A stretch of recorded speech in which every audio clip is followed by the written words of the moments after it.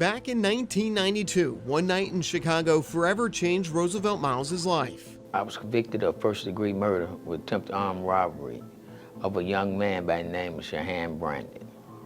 Never met him before, never seen him before, and still never saw him. Roosevelt says police targeted him for a crime he didn't commit. I was beaten by the police to say it was me. They beat me, they kidnapped me, they did everything they did to make me say that I'd done something that I didn't do. Early in his incarceration, Roosevelt decided to advocate for himself. While in prison, he became a paralegal.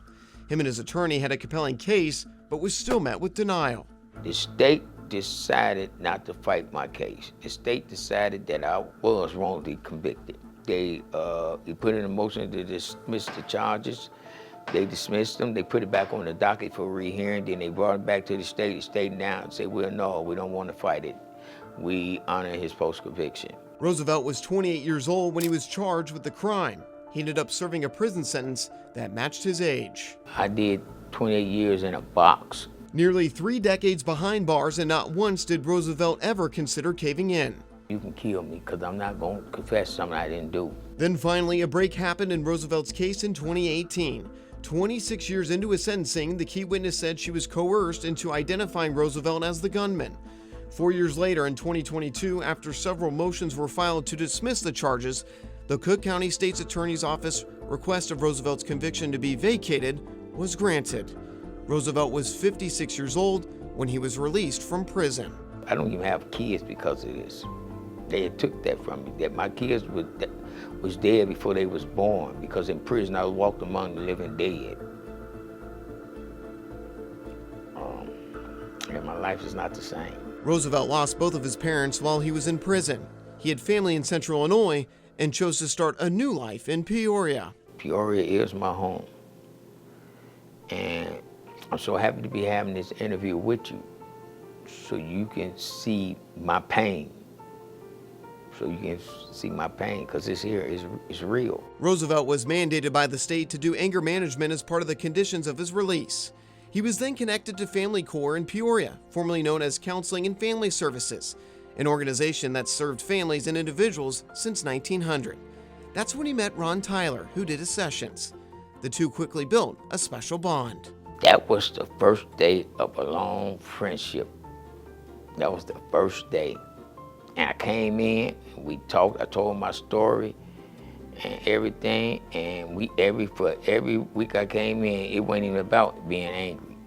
It's about just talking about life. I would say he was probably the absolute happiest person I had ever met that's ever been released from prison in 28 years.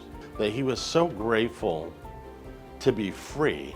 For a man who spent majority of his life being wronged, Roosevelt has chosen to smile, to find meaning in the life he does have.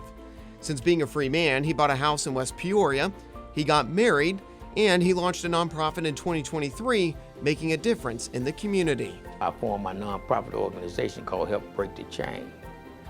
And it's dealing with multiple tasks in life, from suicide prevention to alcohol abuse, to drug abuse, to wrongful conviction, mass incarceration, and juvenile law. He didn't allow the adversity to define him.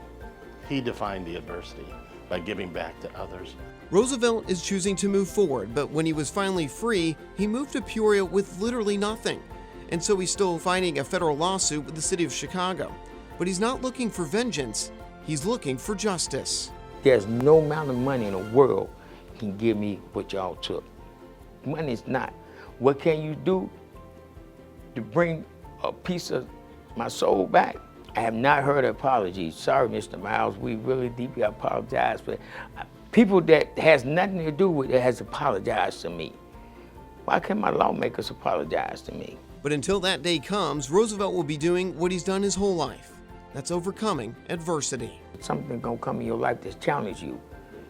And it's up to you to either accept that challenge or deviate from that challenge.